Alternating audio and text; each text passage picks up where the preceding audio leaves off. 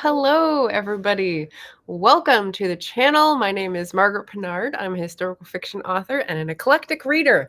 We're here to have a book discussion today, and hopefully we'll bring in lots of eclectic books and topics and sources of knowledge. I've got a new friend on the channel. I brought him over from TikTok to YouTube, which is very exciting. So Chris, hello. Why don't you tell us a little bit about yourself?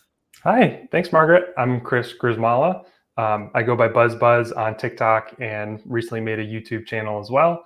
Very new to content creation, but very passionate about climate change, climate activism, which eventually brought me to this book, Slow Down, that we're going to discuss. So super excited about talking with you today about it. Awesome. I think neither of us have the book to hold up, but No. It's green. It's called Slow Down, the Degrowth Manifesto. And it's by Kohei Saito. So in case you want to look it up, it should be in the description.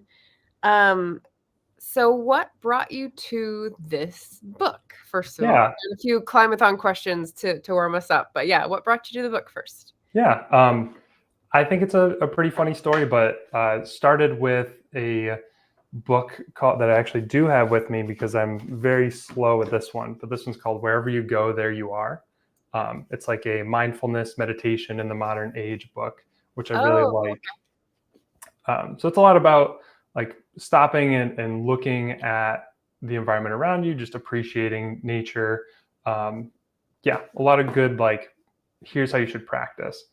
When I was discussing that with a coworker, he mentioned another good book called A Sand County Almanac that I finished and turned into the library today. But because my local library didn't have it, they pointed me to a section where I stumbled upon Slow Down. And the cover, the theme, it all just resonated with me. So I picked it up. Okay. Sand County Almanac is a classic that I have not read. So that's the black mark in my column. And that one looked like the background reminded me of a Jon Kabat-Zinn book, but the title reminded me. Oh, it is. Okay. It is. The title reminded me of a Dr. Seuss book.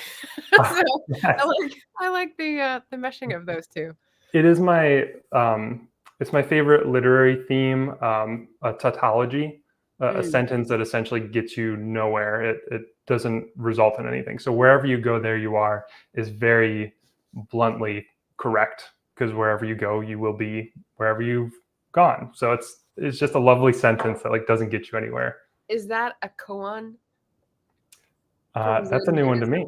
Okay, so the book that I'm reading, which is another climate book called I Want a Better Catastrophe by Andrew Boyd, he's on the chapter about going to a Zen Buddhist workshop about climate despair and how she's telling them you can't have hope, you have to give up, you have to give up hope, give in to be able to survive this and do what you can. And so they're struggling with this, trying to figure out what that means. And he says she's talking in koans, which is like these paradoxical statements that set up you can't give up, you must give in. And then you have to sort of like wrestle your mental way through to understanding what that means. So those are hard for me. Yeah, but they're fun they take a lot of time to ponder over. And it's fun when, having this mentality of like, John calls it, it's like a do nothing or it'll come to me. But he talks about the idea of non-doing. There we go. So actively trying to avoid being active. Again, another koan or a tautology. And so this is like, don't just do something, stand there. Yeah. Like non-doing. Yeah. Look at what's around you and don't like worry like, oh, I got to go to the grocery store, I got to go shopping, I got to do this, that. It's like try and actively avoid doing those things so that you can spend more time just existing and being in your mind and meditating and appreciating where you are. Yeah, it's also a good mantra, wherever you go, there you are, that he explains in the book of like, if you're upset about something, understanding that you can't really change the past or change the future, just be in the present moment. And that's hard. It's very, um, very yeah, challenging. yeah. I was thinking about this recently about being in the present, but then having to plan for things, and it's like, how do you? How? Yeah. I find that a lot of my projects require me to think forward into like what will be needed and what, lists of to-dos and this kind of thing. And Yeah. but how do I also get mental health by staying in the present? Right. So, But by planning for those things, you can also plan that time around them of like, I'm prepared for these, so now they won't take as much time, and I can have this personal time to myself that I've also planned into my schedule. yeah. Yeah. Okay. Yeah. So we both read this climate book, and we've got different other climate things going on. Yeah. What brought you to climate activism? Because I know that was pretty recent. You said you jumped into climate activism and content creation because you felt like you couldn't not. So Yeah, what was that? absolutely. So it was really a parallel of this book, and while reading this book, trying to look for really like grasping anywhere for some similar opinions that other people have. Of are they also having this revelation that I'm having of degrowth and this opportunity for combating the climate crisis? While looking for that in Reddit of all places, came across the 2024 climate Right. report, Okay. and that the title of which was A Perilous Time on Planet Earth. And just going through all the data and like doubling down almost on this state of despair, and realizing the data also shows that we're at an even more critical point because we're not going in the right direction as a world. So both of these things kind of saying, here's the solution and here's the scale of the problem. And then again, looking for who's seen this report, who was like talking about this, and really no one was. I found a couple really good YouTube contacts that I also got in touch with, and they also had read this report and were creating videos about it, which was great, but it wasn't the buzz that I wanted it to be. And one thing led to another. I said, well, if no one's talking about this, why can't I talk about this? And that's kind of how I got over that hump of, I'm upset about it, that no one else cares, but I care enough. I had a friend who's a content creator as well, CJ Talks Books, and while texting him about it, he said, I just want people to care about their book spines, because he's very adamant about Book not. spines? Like Yeah, literally the spine of the book. Oh my God. exactly. Okay. Yeah. And I said, if he's passionate enough about book spines that he's in this content creator mode about it, I can be as passionate about something like climate action. Wow. Okay. Just to have a side note here, we do have some people in the chat. We have CJ Talks Books. So now we know he's not a spine breaker. It's excellent. We have Ben's Corner. Hello. Gareth is here from Book Songs and Other Magic. Yes, very Dr. Seuss, he says. ST Houston made friends with the like button. Thank you. Thank you. CJ says, keep those spines looking good. And I have to apologize. I am still somewhat new to Streamlabs, and for some reason, the right side of my screen, no matter how much I minimize or maximize it, is not giving me the comments. So I'm looking on a different tab to see your comments and switching back and forth. So if anyone visiting has questions about the book or about our thoughts about climate activism, feel free to drop them in the chat, and I'll definitely be checking. I just can't see it as it comes up unless it comes up on the window like it does in a very sneaky, tiny font. So what did you do before? Like your expertise or your day job, or what you spent most time studying before? Yeah. I'm a chemical engineer. I work in the biopharmaceutical industry. So I worked in Albany before, and now I'm in New Hampshire. And a lot of that, there's kind of an inoculation period, you can call it, which is very topical for biopharmaceuticals. But Good metaphor. yes, when you start in the industry, there's a lot of plastic waste that comes from the industry. And it was kind of justified as, medicine needs to be clean and sterile so that you aren't potentially contaminating things that you're going to give to patients, because they need clean, healthy medicine to make them better. And So there's a period when everyone starts where you're like, wow, this is just such a wasteful industry to be a part of. So that spurred me to do a lot of things within the company. I'm at a company now that has environmental sustainability as one of their key driving factors for their company. However, of course, we know from reading Slow Down that economic prosperity and economic growth is also a key driving factor for most businesses. So I did have a moment of bringing it up with our the head of our site and asking him, how do you see these two priorities of our company conflicting, and just having a good back and forth with him about it, but really ending in the same comment. If we want to grow as a company, we can't degrow. So yeah. Okay, interesting. But before that, it was a lot of just outdoors, always been environmentally inclined, always been interested in green technologies, and thinking that was a great way forward. So going into chemical engineering as an avenue for that. Excellent. And you've got your very own clickbait on TikTok. Yeah, Calvin. It's your little beagle. Yeah, he's so great. He doesn't mind. Dog content. Buzz Change, I think it is on TikTok, right? Yes. Yeah. Okay. It's at Buzz Change. Yeah, on all platforms, but I just try and abbreviate to the Buzz. Yeah, cool. Okay, so Climathon. So if you have followed my channel and you sort of glaze over the book reviews, I do, 5, 6, 7, 8 books at a time, and some of them are better and some of them are worse, and you get all my feelings about them, right? And usually there's some nonfiction in each hunk of books that I throw at you guys. But you may have missed the Climathon and sort of climate focused nonfiction. So just to let anyone know, I can't do the comments. So this is going to be a little bit clunkier. The hosts of Climathon, which is a year-long reading event that is focused on climate books, has a variety of foci, I'll say, and it's is it Tasmin or Tamsin? I think it's Tasmin and Ania who lead this readathon. They've got about 10 different kinds of books. They've got like ocean focused and animal focused and policy focused and like lots of other things as well. And I think I'm 3 books away from finishing all the prompts. So I'm excited for this at the end of the year. I've just dropped that in the chat.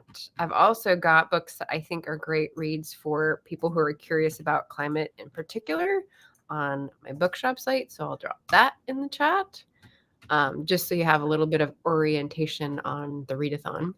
And in terms of what my background was before I was a historical fiction writer, and why this book was like, oh, okay, someone who's actually like inside the, I don't know, the prison, if you will, that's thinking the same way, someone who's looked into the economics of it.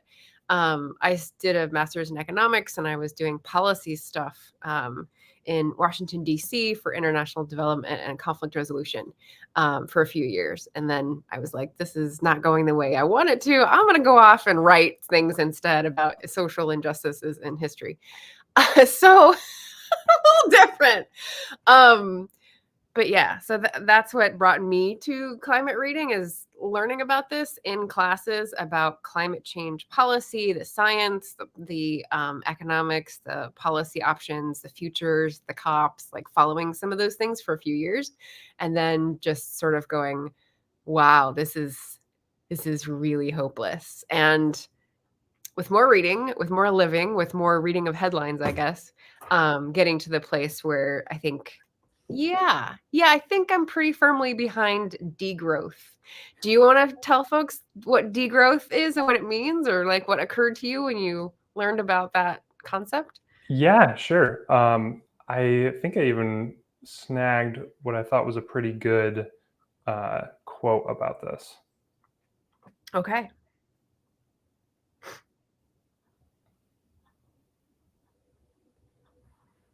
And Andy, I saw you sneak in there.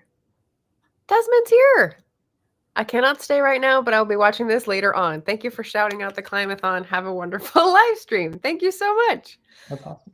Cool. So my perspective on what degrowth is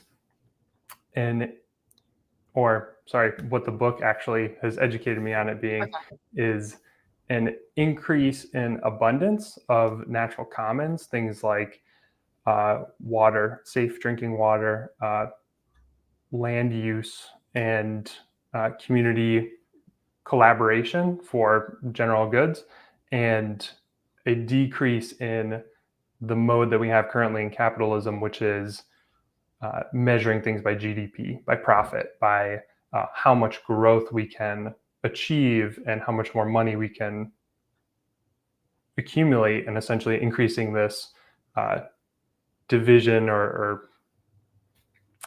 division between classes and division between economic wealth, which is kind of the byproduct of capitalism.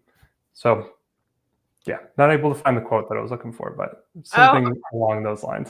Okay. Well, I have a metaphor I can throw at you, which someone said to me years ago, and I was like, that's so obvious. Why didn't we think of that until now? And it's basically like we've been dependent on economic growth as like our leading light for maybe 150 years, and I think it's the only thing that can bring prosperity to the earth in many circles, let's say. But basically it's a percentage growth that you always want to see go up, because if you look at your bottom line, you have a certain amount of revenue, you take away your costs, you get your profit, that's what you can distribute, that's how you acquire wealth. And if you're not continually upping that, if you're not continually increasing that, I mean, then you're falling backwards, you're falling behind. And so that concept of economic growth as like our leading light is basically what cancer is. Like, it just keeps growing, it just keeps growing, it just keeps growing, and like that's not a good thing. Yeah. So the fact that we've thought, oh, we have this finite resource, the earth, but it's so big we could never use it up, and our societies here and here and here are going to industrialize and use up resources and get profits from them, and we want to keep getting those numbers up and up and up, and not realizing that that's really unhealthy after a certain point, you know? And the second part to me is that there's the numbers of percentage change and, you know, debt basically that we're doing with those numbers. And then there's the distribution. Then there's the inequity in like who those profits are going to and how they're being distributed, and who the externalities are going to and how those are being distributed. And so it's just a very terrible system for us to be idolizing and clinging to, like it's a door at the end of the Titanic sinking. So yeah, I was all on board with the initial concept and like ran with a lot of his very reasoned, very measured explaining of things to different folks. So would you say it was pretty easy to read, pretty like layman's language and relatable, or what would you say the tone was?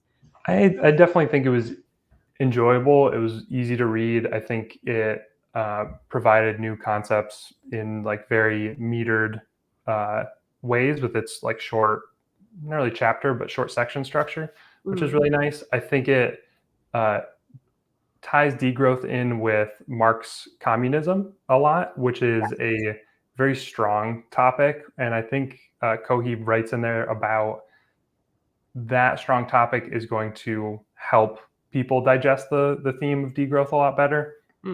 But it was a section that I read through quite a bit of like, okay, why am I learning so much about Marx when I care so much about degrowth as a topic? So there's an interesting like middle section that was a little bit slower to read because of that. But just for me, you know, it might be for the Marxists out there, you know, the perfect appetite for that. I think that I don't know what other sort of population would be similarly shunned, but in America, I feel like people who are interested in Karl Marx's ideas are like very much living in the closet. So to have someone from Japan have these ideas and say, okay, re-examine it a little bit, like take a step back, let go of your pearls, and think about what he was actually forecasting, what he was actually explaining, and And then like he's breadcrumbing us to the end of like what was in his journals and what was in his research towards the end of his life and why he didn't complete Capital, the second or the third, I guess. Yeah. Did you do the second one? You only got the first 3-part one. series, and then he had finished the first and he was starting the second, doing research for it. So the notes he had for the second and third one really indicated he'd made a big sort of conceptual switch, which is that it's not going to be bringing the revolution. It's going to all like destroy itself. Yeah. So yes.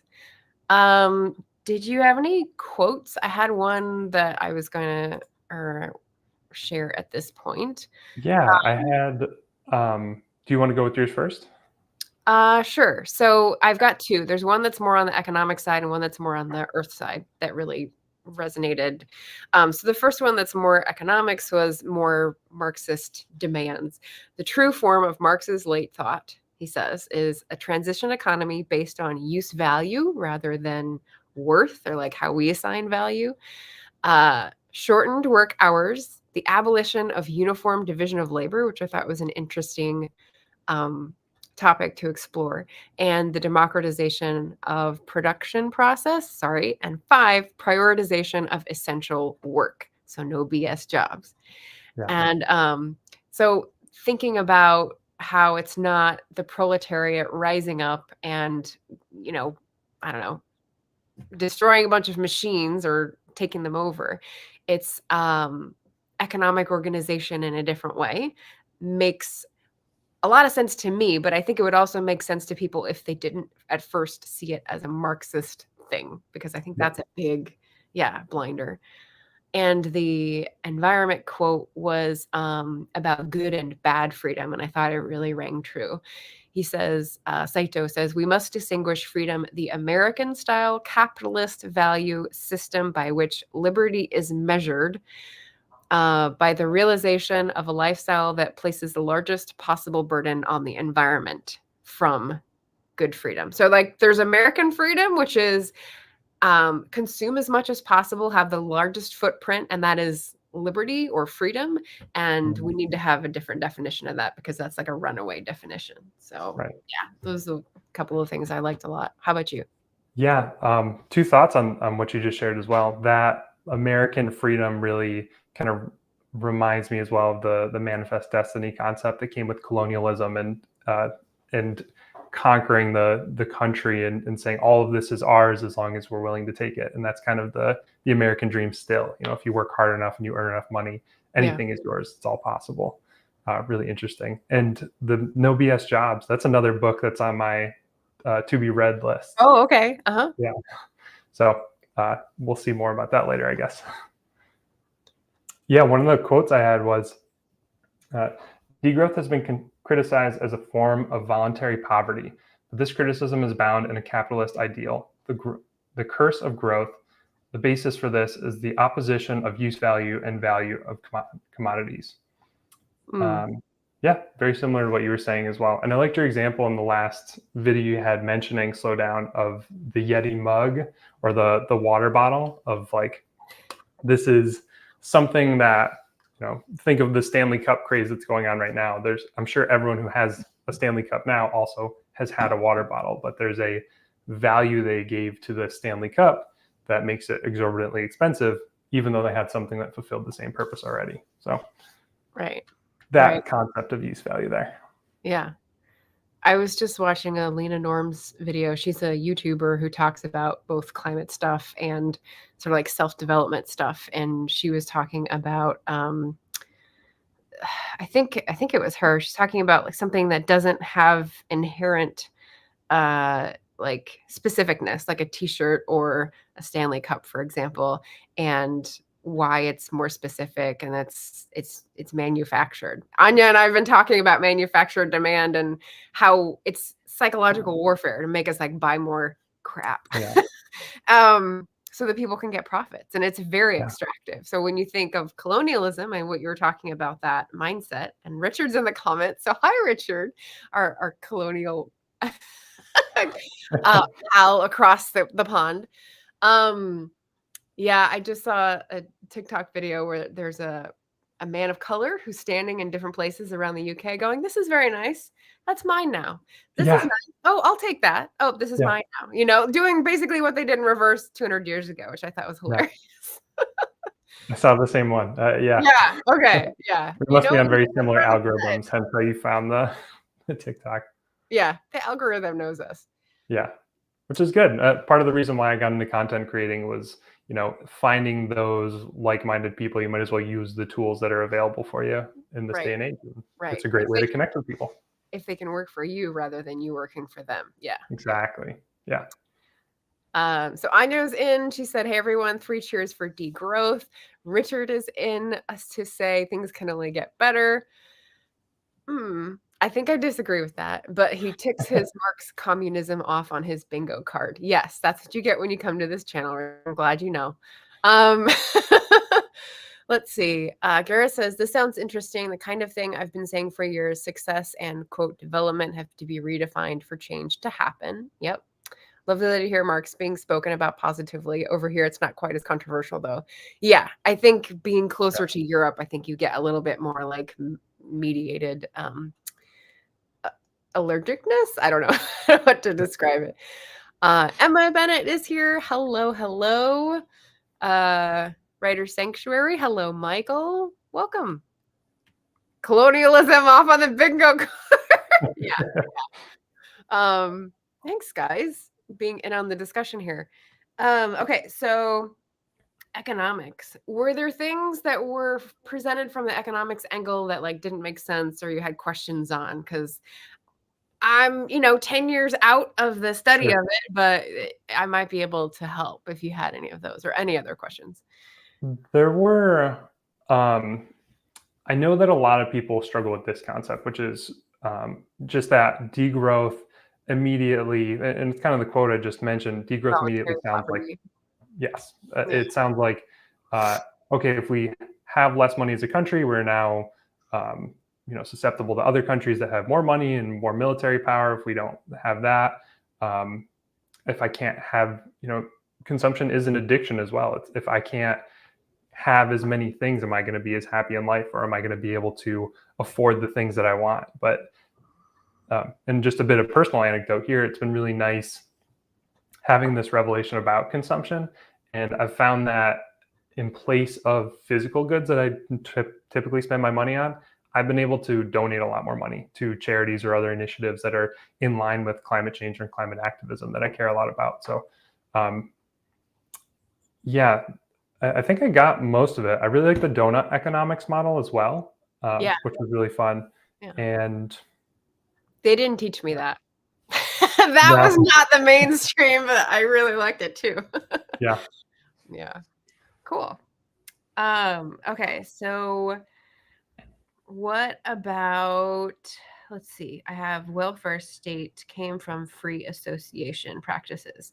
So I know that we're saying it's going to get worse and it's not going to get better. Not before it gets better. It's just going to get worse is kind of where we're at this point.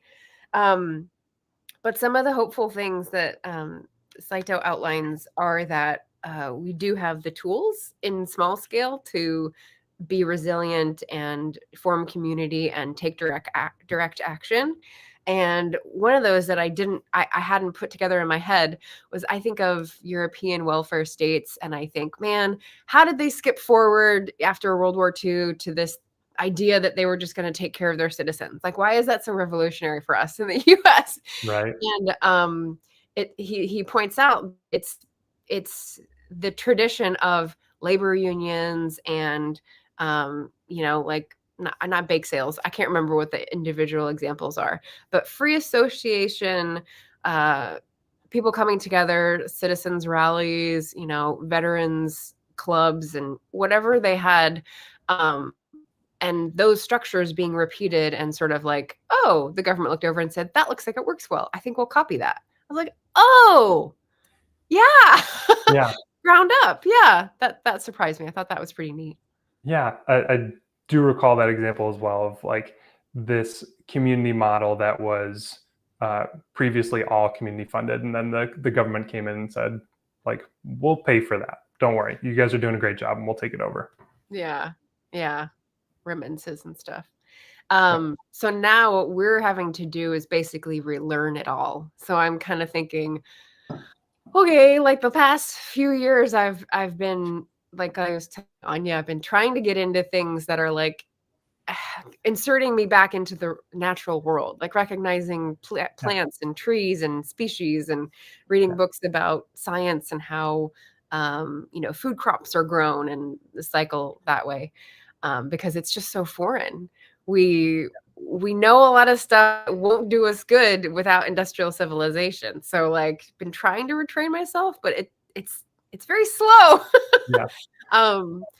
Yeah. Well, that's a nice. Saito does a good commentary as well on like we shouldn't be throwing away the gains from modern society either. Like there's bullshit jobs and things that should be done away with that are not as productive for a degrowth society, but having modern advancements to be able to like use the internet to discover like how to farmstead at home or what are the native plants for my area so I can help regenerate the ecology. Like those are beautiful things that we're able to take advantage of now. Yeah. So if you don't have internet anymore, Yeah. that's where we're like trying to get all the learning in now. Yep. Yeah, wait for that. So we've got a user called Heart and Hustle, who I think is new. So hello, welcome. Saying I was lucky my community library had a copy to loan out. Yes, this was awesome. I think I had to wait. I think I had to wait like 4 weeks for my copy. So I'm glad it's a popular title. And then Gareth says the welfare state started in Germany at the turn of the century before the First World War, with the pensions and unemployment benefit being created, etc. David Lloyd George and a bunch of other UK politicians took that German model and created the UK welfare state. Oh, okay. Okay. Would have been quicker to buy a copy, Margaret. Yeah. I can't buy every book. And, I try to make the best judgment I can pre-reading, whether it's going to be a book I'm going to understand the main thesis and just be able to move on, or whether it's going to be something I'm going to have to consult over and over again. So, yeah. Looks like I could see a lot of books in the background. Yeah. No, I haven't done a bookshelf tour on this channel, even though it's like a traditional thing to do, because it's there's a lot. And if Katpa was here, she would tell me about that Erasmus quote, which is, every time I get money, I buy books. If anything is left, I buy food and clothes. That is me. That is me. But yeah.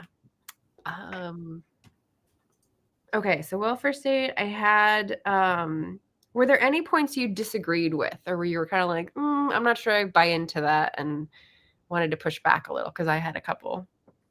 Yeah, I had there's an interesting quote early on where he had talked about people want to hold on to blissful ignorance. And the quote was, we hold on to blissful ignorance and are afraid to look directly at the truth. I don't know evolves naturally into I don't want to know. And I've seen this actually in a lot of people. So there's some truth to it. I mean, everything has a grain of truth to it. But I do just have this like innate optimism and belief that everyone wants to do what's right if they're aware of what's right. Or at the very least, if it's right by them and it benefits them and their families and the people that they care about. So there is this, even if people don't want to know, maybe it's just being presented in the format that they're not as comfortable with, if that makes sense. Okay, so you think it's a delivery mechanism issue, and it can be solved. You're like, can do. I've seen it a lot in climate activism so far. It's the concept of meeting people where they are. If someone is very against a view that you have, but you share information that is fully in support of your opinion, they're more likely to dig in their heels and stand out against the opinion that you're sharing. And it's really just because you are conflicting with some moral belief that this person has and that they're not ready to change yet. So I see it a lot as like, maybe not the best quote to explain this, but you really need to be gentle with people, because they're very fragile.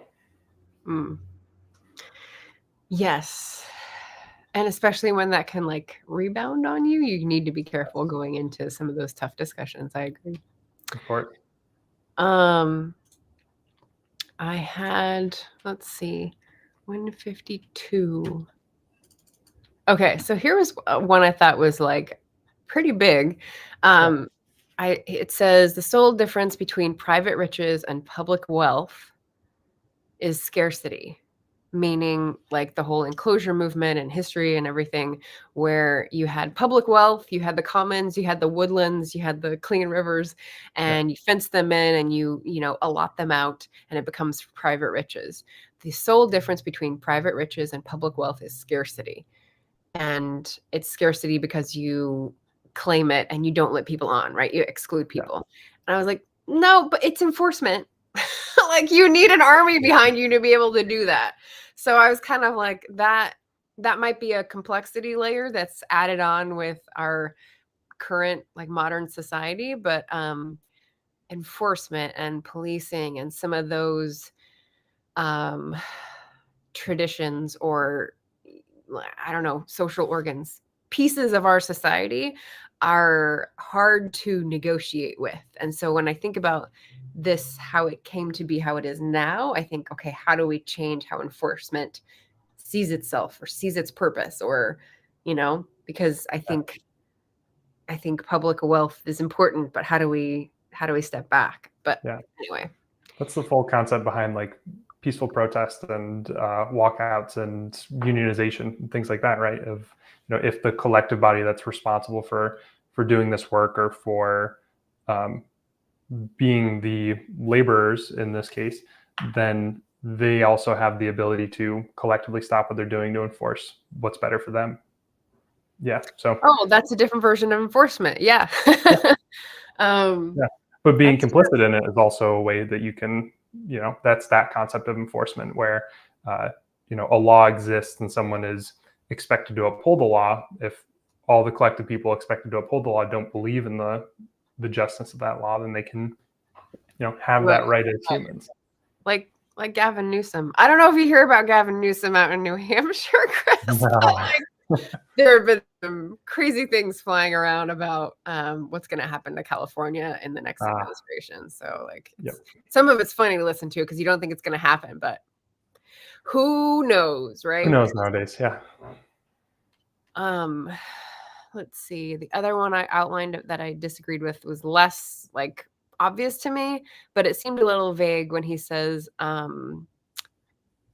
when is it electric, or I abbreviated this and now I'm like, is it electric or election? When local co-op nonprofits, money can be reinvested into improving the lives of the area. I think it's electricity. So it was a point about when you have decision making at the local level, for example, like a mini electric grid or generation and storage, the nonprofits that run those, that are community run, the money can be reinvested into improving the lives of the area. And I think that's too vague. I think we definitely need to pin down like in the charter or in the investment phase when everyone's starting this up, like what is this going to support and how are the things going to be divvied up, because the distribution is half of the problem for me. So yeah, it makes total sense. I was there's another book that I really enjoyed kind of in this same utopia realm called the Monk and Robot series. Rebecca Chamberlain, I think. Oh the Short Journey, Angry Planet, Becky Chambers. Becky Chambers. The books are called Psalm of the Wild Belt and Prayer of the Crown Shy. Yes. And those are very utopia ideas. Okay. But in this world that she builds, there's small villages, like very far apart, and you travel between them and travel through wilderness mostly. And they would all, self-sufficient. And definitely agree. There's so much logistics to this whole concept of degrowth and like decentralization and not privatization, public commons that are necessary. But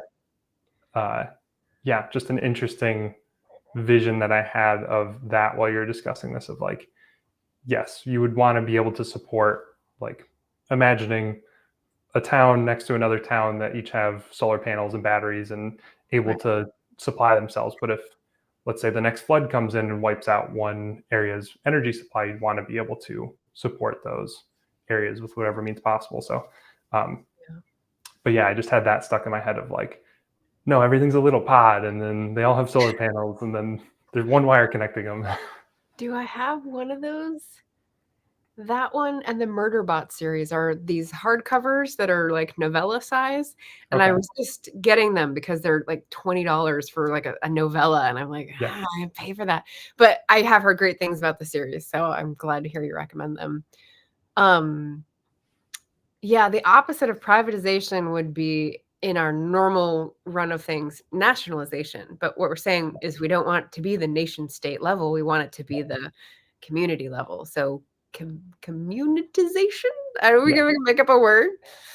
Um, we had some comments here. Anya said, Lena Norm, sorry, catching up. Curse manufactured demand. It's everywhere. Yes.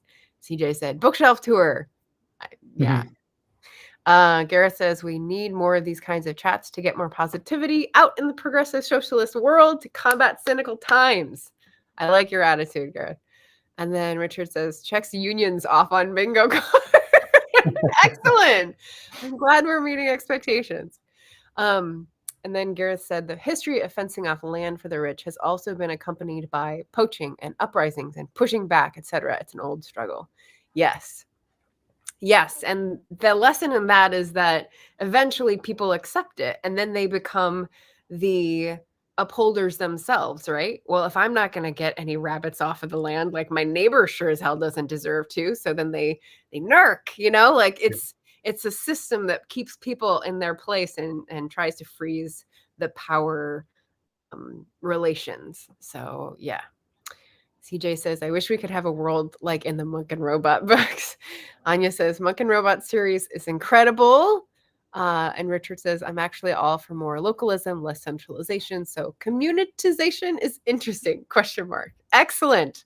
I'm glad we're agreeing on something, Richard. Did you have other quotes that you wanted to go over, or One thing, definitely something I learned in the book that I hadn't heard of elsewhere, was the 2013 Rana Plaza collapse that he mentioned in the context of climate change in like the first chapter of the book. And this was so Rana Plaza was a disaster where I think it was a 7-story building that was all garment manufacturing. And is that the one in India or Bangladesh? Yeah. Okay. Yep.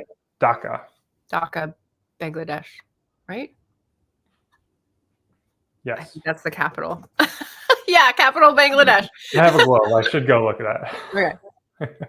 But yeah, this garment manufacturing building collapsed. It killed 1,100 workers, dozens of families that haven't been compensated for any of these losses. And it was just an eye-opening realization for me. Again, probably something that maybe was covered better outside of the United States, but something of like, my contribution to the clothing industry directly caused this catastrophe. If the encouragement to have that cheap product wasn't so forefront for consumers, it wouldn't have been this poor working conditions for these people. And yeah, that was a tough realization for me as well.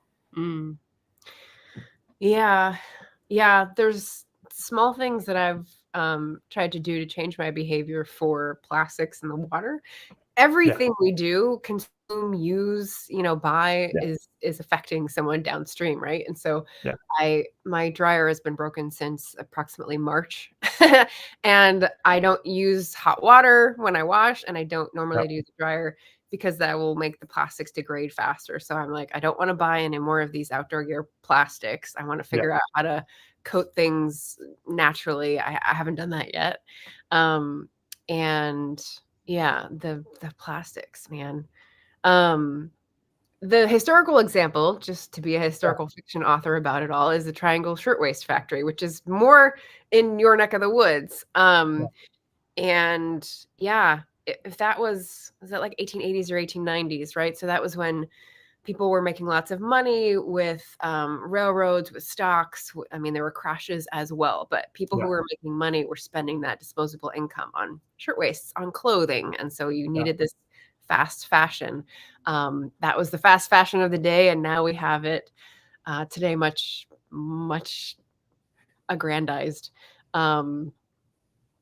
Yeah. So again, Lena Norms, she's the one to look to for that, more on that topic. Cool. We have more comments. I'm missing them here, so let me catch up. Monk and Robot. Richard says, I'm glad we are too. Agreeing. Gara says, the point of nationalization is to take this decisions away from the market and into people that would be accountable. So if that can be done locally, then that's cool. Yes. Yes. What's interesting is I think many of us, because of how we age through life, look back on childhood as a better time because we didn't know what was going on. But I don't know, maybe depending on where you are, your local council or government was doing better than my mom was in local government, so I have a specific like angle view on this. And so when I think about local control, there's also like people needing to get involved and people needing to watch, because people can be little dictators at the local level just as much as they can at the state and federal level. So just putting that out there, that you need to watch people everywhere. And Anya says there's a movie called The True Cost that mentions Rana Plaza that I would highly recommend. It goes into fast fashion overall. True Cost. Okay, good recommendation. Thank you. CJ says, can plastic eating insects save us? I don't know about insects, but maybe like molds or mushrooms or something. I've actually done some research on this because I was like, thinking of my line of work, I was like, wouldn't it be awesome to figure out the solution for that? So read a few research articles, and there's actually some bacteria that can break down different types of plastics. There's quite a bit of research now of like all the different types of plastics, because it's just as challenging as recycling is, where all these different types of plastics don't mix well together. So bacteria can only like break down certain ones. But it's something like 30 to 60 days for like you to take essentially a petri dish of plastics and the right bacteria to have them break it down fully. So it's but we could also like unleash this rampant bacteria everywhere, and then your clothes start to like disintegrate while you're wearing them. So there's one of those type of things. Yeah, and the other phrase that immediately comes to mind is like a scaremongering phrase, which is flesh-eating bacteria. Like, what else do they feed on? I don't know. Right. Not the science person. Yeah. There was also an interesting thing with that of like the bacteria produce enzymes. Sorry, getting super technical on a book talk. No, enzymes are good. I'm with you so far. Cool. Bacteria excrete enzymes, which break down the plastics outside their body so that they can digest them. Had a talk with another chemical engineer who in college studied microplastics. And the really scary thing he was telling me is that plastics they're hydrophobic, so they don't absorb water. They don't mix with water. But as they get smaller and smaller, they start to mix with water more. And so they become more like bioactive and bioaccumulating. And so, we're kind of at a point where like microplastics in the environment will eventually start to become like probably affecting health concerns in a much more visible way than they are currently.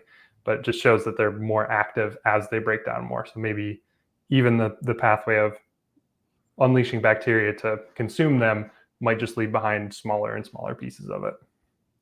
I see. Okay. Which is interesting.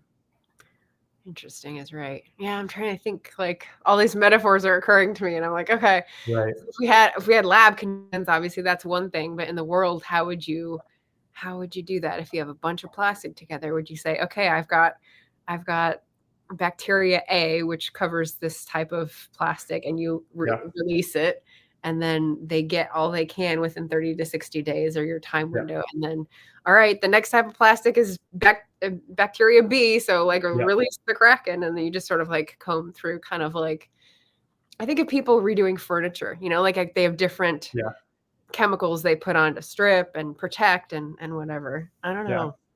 Sounds like a great way to deal with landfills, where we've collected all this material that we can't dispose of any other way, and then just kind of unleashing the solution into it. And then what's so unfortunate about landfills is that there's still like useful stuff in them. Like people go and dumpster dive for art and for like repurposing things, and you're like, could we get it before it gets there? Do you know what RNG, recycled natural gas, is? No, I don't think I've heard of that. So I was talking to a coworker, and I was like, yeah, people are going to one day be diving in landfills to find the usable, like, good things that we had thrown out years ago. And he's like, they're already doing that by landfills. When you throw like food matter into them, it breaks down into methane. And so essentially what they do is put a big piece of plastic over a landfill and a pipe at the top, and they'll suck the methane out of the landfill.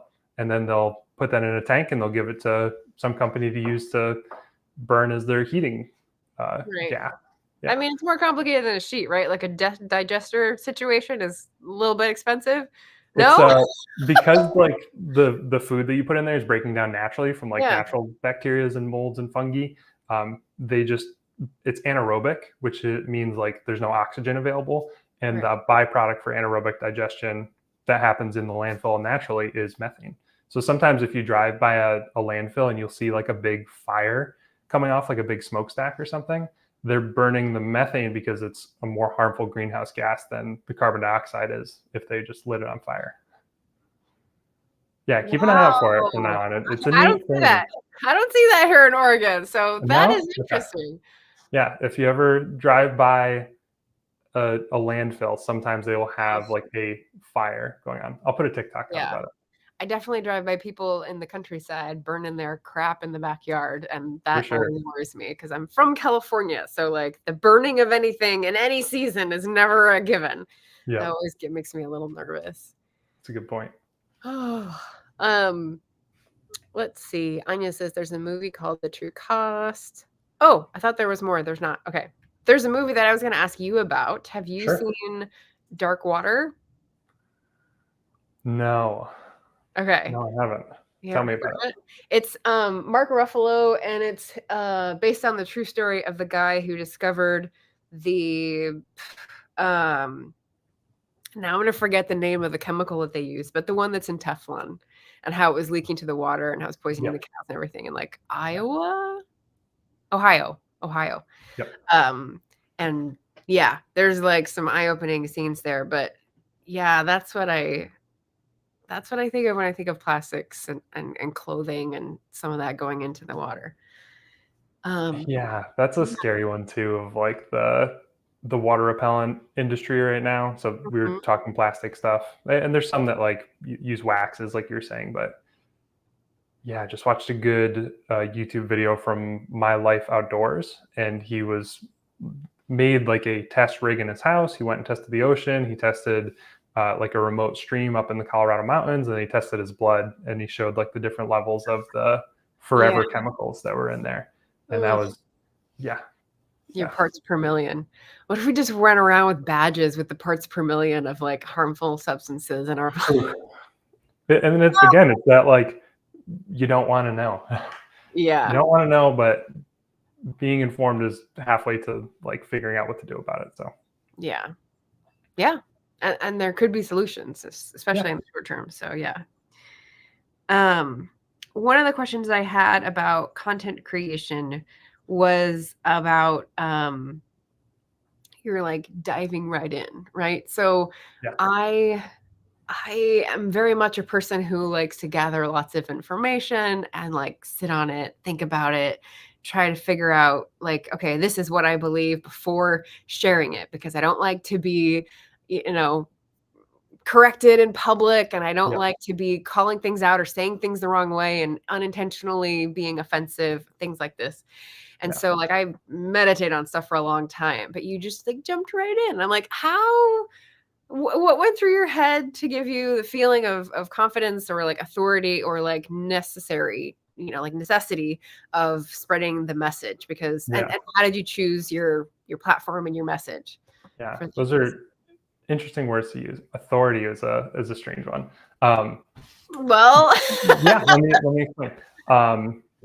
I got a shirt just before I kind of went on this journey. optimism and grit, nice. Optimism and grit. I love it. And I feel like that's a good mantra for Mm, what I'm doing. And I think Buzz is a good one as well. But it was uh, authority. It was more of anyone can create a video about anything nowadays. So what's stopping me from just putting my voice out there?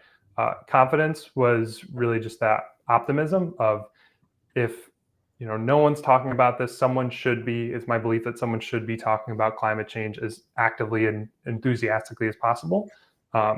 And if I'm not seeing the change I want in the world, be the change you want to see in the world. That concept.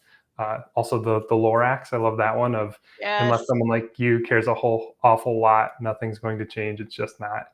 Yeah. And so those I feel like kind of gave me the confidence and authority, if you will, of like I can do this. Lesser people have done harder things. So really getting, my feet wet with that. As far as just like having confidence about being right or not, again, I try and hit it with that optimism. I'll notice like after I post a TikTok video of I We have a missed comic for something. that. Did you wanna share that? Because it was Yeah, about the optimism? yeah, But absolutely. It's a great time for it. So this is like the cover art of my mind. This comic of a climate summit, and someone stands up and says, "What if it's a big hoax and we create a better world for nothing?" And yeah, it's just that like, how can anyone be upset about someone trying to make the world a better place? How can I posted a video about a ski movie I went to and said, they could have just done a little bit better by mentioning climate change and mentioning the effect of climate change in the ski industry. snowpack, yeah. And someone goes, hard take, I wouldn't have said that. That's not what I get out of the video. They're trying to market things. It's like, yeah, but this is my opinion. I think anything in pop culture can just take the better approach. It's what's pop culture drives what's popular as much as it adheres to what's already popular. So I just, want to see this become as mainstream as so many other things are. Of like, it's not hard to make. I guess it could be hard to make the planet a better place, but taking the first step is not hard at all. Okay, so I thought of a thing that would be devil's advocate, and I know we have to wrap up in a little Please. bit here. But if I was gonna be devil's advocate, I would say, what if in this comic strip scenario, Yeah. we make these choices and invest in this thing to make the world better, but it involves not making investments in other things that harms people. So if this is a distribution system, or if it's people needing to move, or it's loss of property or something like that. So what about that? That's a good question. I think about it a lot in the medicine industry that I'm in as well. Like, it's wasteful. It's all about profit. And, what if we pursue a degrowth economy, but that means that we can't cure the next type of cancer? And, how do you combat those opinions? And I honestly don't know if I have the answer for it. I think it's a really tough question and probably what drives a lot of people away from the economic system that we have now. But I think there's also so many benefits to a degrowth system. We're just trying to pursue this better world of the like social benefits, the decreased work life expectations that we all have, the economic inequality.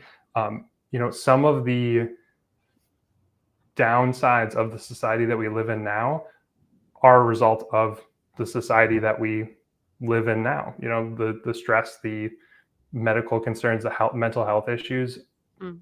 Some of those could go away with potentially pursuing just a degrowth society.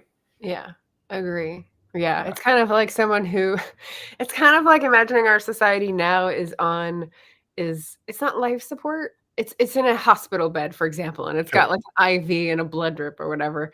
Yeah. And you're saying, but what if you break a nail? Like, you're like, Yeah.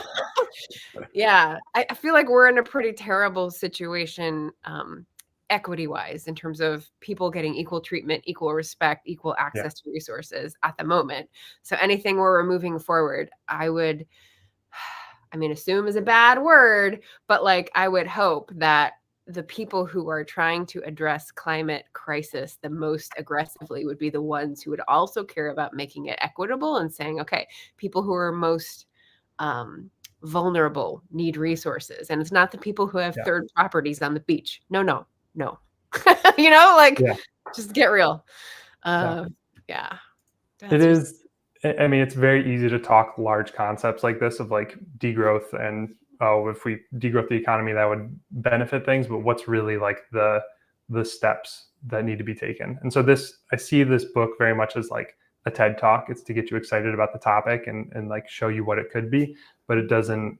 Well, I mean, it shows some examples of like in France, the community driven, That was really cool. forums to like propose those actions. I mean, everyone, I love connecting with people on this and saying like, I'm concerned about this topic. Do you have anything to add? And it'll go off in so many wild directions of like, people like, yeah, I don't think my 6-year-old should be taught at school about this because I don't want them worrying about the like inevitability of the planet. Other people say like, oh, my kids are going through mental health challenges as well. And like, they worry about this, so I worry about it.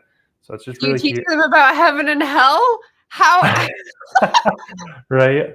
Yeah. But it's just interesting to hear like, yeah, what people think about something that affects literally every part of everyone's lives.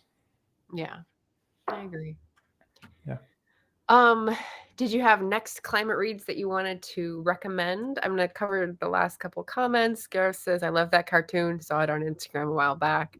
Michael says, actually, people who have property on the beach, especially Florida, should really care more about climate change not sinking into the Atlantic. Yeah, but they're not living there full time. I mean, people who have a third house on the beach, like they don't need to be compensated at the market rate is what I'm saying, Yeah. They already have their climate sanctuary, so they think. But go ahead. Yeah, this one was that I'm reading right now, Affluenza. Oh my gosh, that's a classic. That's like 2000 or 1999, huh? And I'm learning from you, taking the strategy of adding some tags onto it. Nice. Yeah, this is 2000s.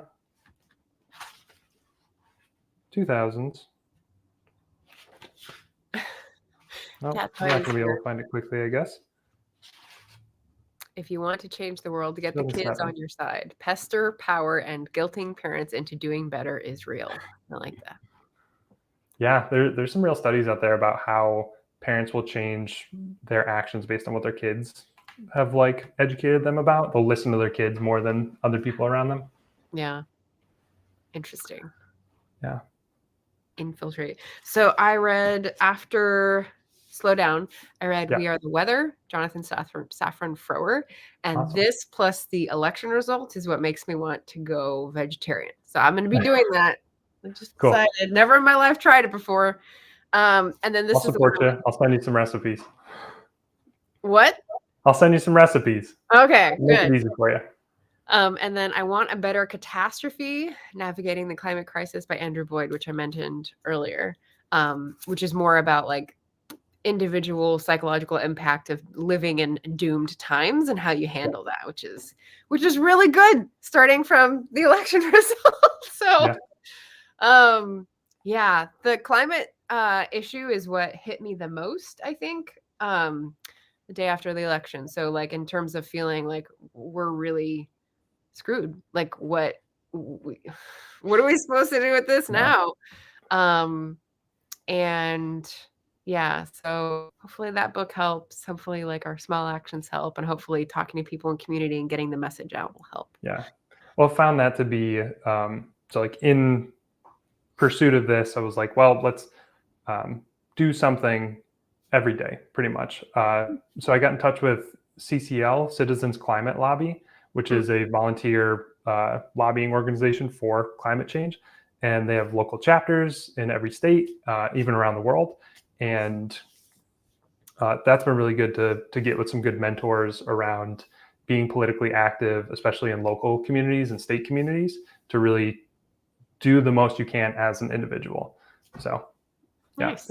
I agree. The election results were tough for climate change. But I've also seen a lot of content of like, this is kind of the activation energy that everyone needed to actually make the changes they want to see in the world. We'll see. So I'm hopeful for that. We'll see. I know. Yeah, I was just looking at some of the names dropped in this Andrew Boyd book, and one of them was the transition movement. And I looked that up, and there is a group in Portland on the map, but it's inactive. And the person who put the information on is like, they're making me write more characters, but I don't know if this is inactive. I was like, oh my God. One group in Portland. So yeah, maybe I'll help start something. I don't know. Yeah, sounds good. CCL's a good one. Yeah. Cool.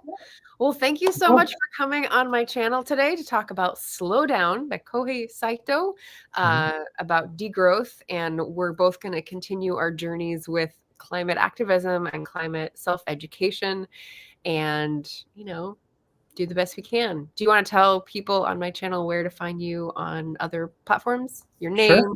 Yeah. Yeah, thank you so much for having me, Margaret. BuzzBuzz, I go by @BuzzBuzzChange on Instagram, TikTok, and YouTube. I'm hoping to have a YouTube video out soon about the 2024 climate report and digesting that for people, because as many people as I tell to read it, no one does. So I figure if I read it for them, maybe that's something I can do. Good luck. Then hoping to as well do a fun book talk, you know, using this as inspiration about the Monk and Robot series, because that was just a really fun read into like this utopian idea. Oh, good. Okay. Awesome. Well, okay, it's moving up my TBR list then. Good. All right. Well, thank you everybody for tuning in. Ven says this was a fascinating listen. Thank you so much. Thanks for everyone who dropped in to say hello and had questions or comments. And we'll wrap this up. I will be back on Sunday for the regular 10 a.m. Pacific live stream, and I will drop Chris's channel link in the description after we close out. Okay. Thanks, everyone. Awesome. Bye. Thanks. Buzz.